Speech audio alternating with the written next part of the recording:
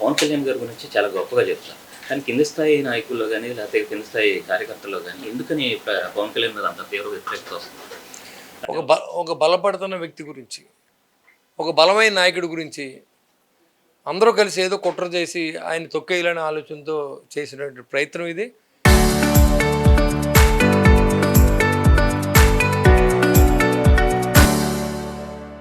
ఎక్కడ కూడా సక్సెస్ అవ్వదు. ఎందుకంటే ఎవరైతే ప్రజల్లో ఉంటారో, ఎవరైతే ప్రజలకు మేలు చేస్తారో, ఎవరైతే సమాజానికి మేలు చేస్తారో, ఎవరైతే దేశాన్ని మేలు చేస్తారో, ఎవరైతే రాష్ట్రాన్ని మేలు చేస్తారో వాళ్ళు ఎప్పుడు కూడా ప్రజలు మర్చిపోరు.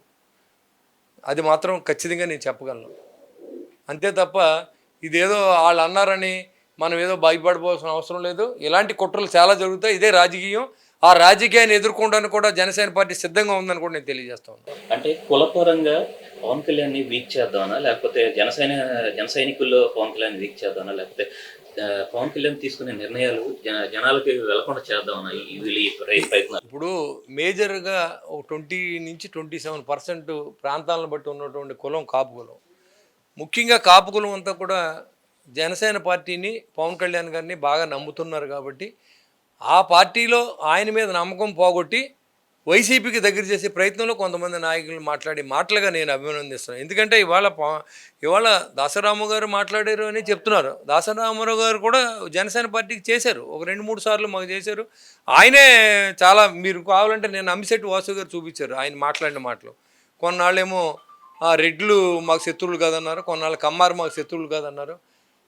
రంగా గారిని చంపిన దాంట్లో రెడ్డి గారు ఉన్నారని చెప్పింది ఆయనే. ఇవాళ రంగా గారిని చంపిన వ్యక్తి ఇవాళ ఏ కులంలో ఉన్నా, ఏ పార్టీలో ఉన్నారో కూడా తెలుసుకోవాల్సిన అవసరం, వాళ్ళ కుటుంబ సభ్యులు ఏ పార్టీలో ఉన్నారో తెలుసుకోవాల్సిన అవసరం కాపు కులస్తులకు ఉందో, తెలుసుకున్నారు కూడా. కాబట్టి మీరు ఎంత అరిసి గగ్గోలు పెట్టినా ఈరోజు ఎవరు కూడా రెస్పాండ్ అవ్వట్లేదు. కాబట్టి ఇటు తెలంగాణ నుంచి మళ్ళీ కొన్ని కుట్రలు చేసి, కొన్ని ఎవరో జన సైనికులు పెట్టినట్టు తెలంగాణలో తిట్టినట్టు, అలాగే తెలంగాణలో మనల్ని తిట్టినట్టు ఏముంది. ఇప్పుడు ఈ మీడియా వచ్చిన తర్వాత, ఏఐ వచ్చిన తర్వాత అందరూ కూడా అన్నదంటారు, లేకపోతే పవన్ కళ్యాణ్ తిట్టాడంటారు, అది అక్కడ చూపిస్తారు, వాళ్ళు రెచ్చిపోయి మాట్లాడతారు. కాబట్టి ఇవన్నీ కూడా మేము ఎక్కడా కూడా తెలంగాణకి ఎగ్నిస్ట్ కాదు. తెలంగాణ, ఆంధ్ర అన్నదమ్ములు లాంటి సంబంధాలు ఉన్న రాష్ట్రాలు, ఉమ్మడి తెలుగు రాష్ట్రాల్లో ఉమ్మడి రాష్ట్రంగానే మేము అనుకుంటాం. ఇప్పుడు కూడా హైదరాబాద్ అంటే మా సొంత ఊర్లాగా చూస్తాం. అలాగని అక్కడికి వెళ్ళి మాకు నివాసాలు ఉండవలసిన అవసరం లేదు.